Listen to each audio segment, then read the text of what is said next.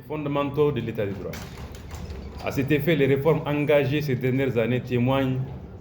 d'une volonté affirmée de moderniser le système judiciaire et de rapprocher davantage la justice des citoyens. Parmi les avancées majeures figurent notamment l'entrée en vigueur du nouveau code pénal et du nouveau code de procédure pénale qui ont donc introduit des avancées majeures.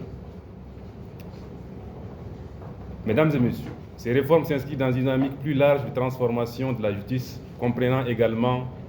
le renforcement des capacités des acteurs judiciaires, l'amélioration du fonctionnement des juridictions, la lutte contre la corruption et l'impunité, ainsi que la modernisation des services judiciaires. Les efforts de digitalisation, notamment à travers la mise en place des services en ligne pour la délivrance de certains actes judiciaires, constituent à cet effet une avancée significative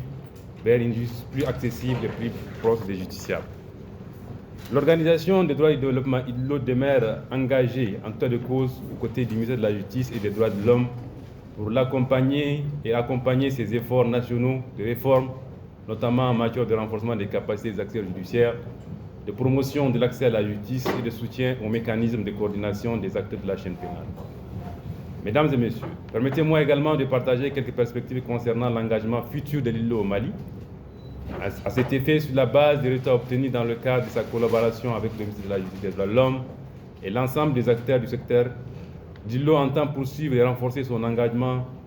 dans des réformes visant à consolider l'état de droit, améliorer l'accès à la justice et renforcer les capacités des institutions judiciaires. À cet égard, je suis heureux de vous informer que des discussions très avancées sont actuellement en cours entre l'IDLO et le Royaume des Pays-Bas en vue de la mise en place d'un nouveau programme de soutien au secteur de la justice. Cette initiative s'inscrit dans la perspective de l'accompagnement de la mise en œuvre du programme décennal de développement du secteur de la justice et qui vise donc à contribuer durablement aux efforts de modernisation, d'efficacité, d'accessibilité de la justice malienne. Les axes envisagés portent notamment sur le renforcement des capacités des acteurs de la chaîne pénale, l'amélioration de l'accès à la justice pour les populations,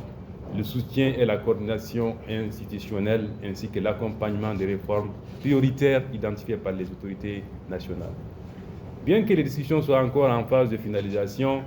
elles progressent de manière très encourageante. Nous nous engageons à partager avec le ministère de la Justice et des droits de l'homme dans les prochaines semaines les résultats de ces échanges ainsi que les perspectives de collaboration qui en découleront dans les prochaines semaines, afin de poursuivre ensemble cette dynamique de partenariat au service de la justice et des Maliens. Mesdames et messieurs, avant de terminer, je voudrais exprimer au nom des plus hautes autorités de notre organisation notre gratitude à l'endroit du ministère de la Justice pour son accompagnement, mais aussi au Royaume-Uni, au Royaume des Pays-Bas, qui sont des partenaires de l'IDLO au Mali, pour leur accompagnement et leur soutien dans la mise en œuvre de l'ensemble de nos programmes. Je vous remercie.